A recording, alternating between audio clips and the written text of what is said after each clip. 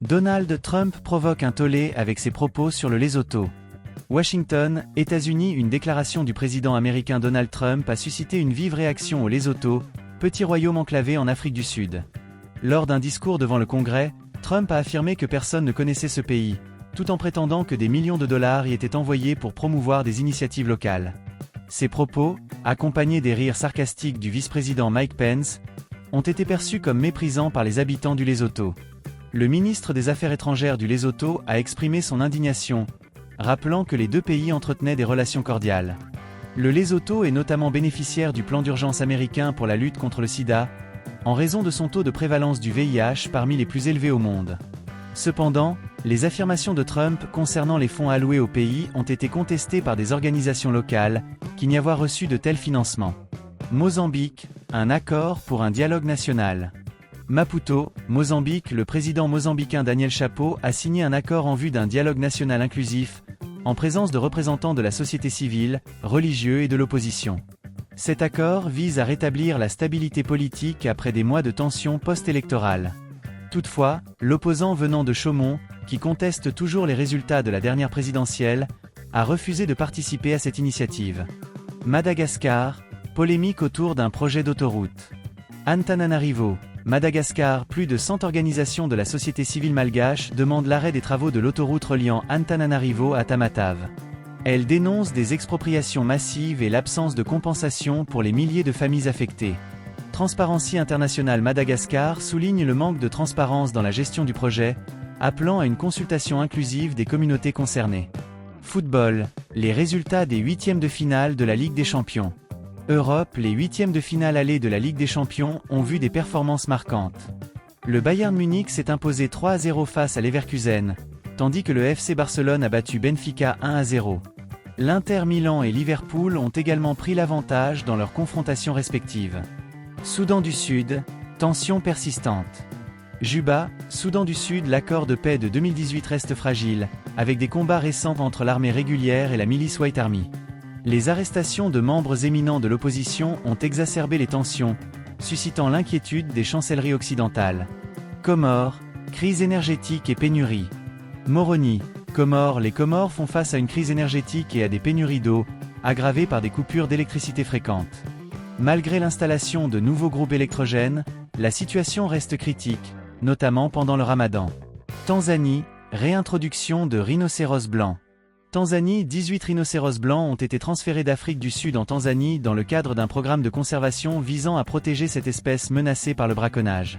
Cette initiative vise également à réintroduire les rhinocéros dans des pays où ils ont presque disparu.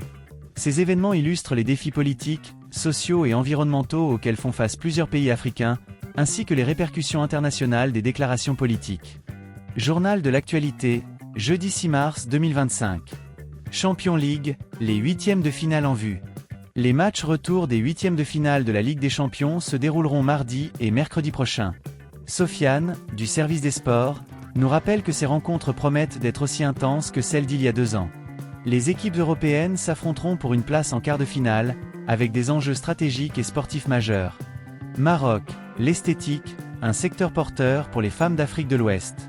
Au Maroc, les instituts de beauté fleurissent dans les centres commerciaux des grandes villes comme Casablanca. Les femmes ivoiriennes et sénégalaises sont particulièrement recherchées pour leurs compétences en manucure, soins des cheveux et esthétique. Ces professionnels, souvent installés dans des galeries commerciales comme Twin Centers, contribuent à un secteur en pleine expansion. Cependant, la concurrence est féroce, et les prix sont tirés vers le bas, ce qui entraîne parfois des fermetures d'établissements. Pétrole, le baril sous la barre des $70. Le prix du baril de pétrole est tombé sous les $70, une baisse significative par rapport au début de l'année. Cette chute s'explique par plusieurs facteurs, dont l'annonce de plusieurs pays producteurs, membres de l'OPEP+, de reprendre leur production à partir d'avril. La demande mondiale, en berne en raison des tensions commerciales et des ralentissements économiques, a également contribué à cette baisse. Les analystes prévoient que cette tendance pourrait se poursuivre, avec des conséquences potentielles sur la rentabilité du pétrole de schiste américain. La Réunion, retour progressif à la normale après le cyclone Garance. 5 jours après le passage du cyclone Garance, 91% des abonnés de l'île de la Réunion ont retrouvé l'électricité. Cependant, des milliers de personnes dans les zones les plus touchées, notamment à l'est de l'île, doivent encore se contenter de solutions provisoires comme les bougies ou les lampes à pétrole.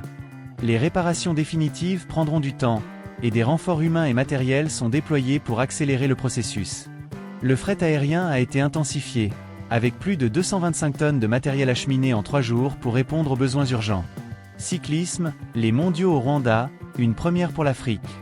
Le Rwanda s'apprête à accueillir les championnats du monde de cyclisme fin septembre, une première sur le continent africain. Le récent Tour du Rwanda a servi de répétition générale, révélant des talents locaux prometteurs, comme un jeune Rwandais qui s'est classé dans le top 10. Cependant, la concurrence sera rude face aux meilleurs coureurs internationaux. Les organisateurs espèrent que cet événement laissera un héritage durable, avec un programme de formation soutenu par l'Union cycliste internationale. Emmanuel Macron appelle à la souveraineté européenne. Dans une allocution prononcée hier soir, le président français Emmanuel Macron a appelé les Français à se préparer à une nouvelle ère marquée par des défis géopolitiques majeurs. Il a souligné la nécessité pour l'Europe de renforcer son autonomie militaire et économique face à une Russie menaçante et à un soutien incertain des États-Unis. Un sommet extraordinaire se tient aujourd'hui à Bruxelles pour discuter du renforcement de la défense européenne et du soutien à l'Ukraine, bien que des divisions persistent parmi les États membres. Environnement, banquise au plus bas, température en hausse. L'Observatoire européen Copernicus a publié des données alarmantes sur l'état de la banquise et les températures mondiales. En février, la surface cumulée de la banquise autour des pôles a atteint un nouveau minimum historique, tandis que les 3 derniers mois ont été presque aussi chauds que le record de l'année précédente. Ces chiffres soulignent l'urgence de lutter contre le changement climatique. Cyclone Garance, les défis de la reconstruction à La Réunion. À La Réunion, les habitants commencent à reconstruire leur vie après le passage dévastateur du cyclone Garance. Les équipes de secours et les bénévoles sont mobilisés pour aider les familles sinistrées, dont certaines ont tout perdu. Les opérations de nettoyage et de récupération sont en cours, mais le chemin vers la normalité sera long. Les autorités locales et nationales travaillent ensemble pour fournir des solutions de relogement et des aides d'urgence. Ce jeudi 6 mars 2025 est marqué par des défis multiples, sportifs, économiques, environnementaux et géopolitiques. Alors que le monde du cyclisme se tourne vers l'Afrique, les enjeux énergétiques et climatiques rappellent l'urgence d'agir. En Europe, les discussions sur la souveraineté et la défense prennent une nouvelle dimension, tandis que les habitants de La Réunion font preuve de résilience face aux conséquences du cyclone Garance. L'actualité, riche et complexe, nous invite à rester vigilants et solidaires.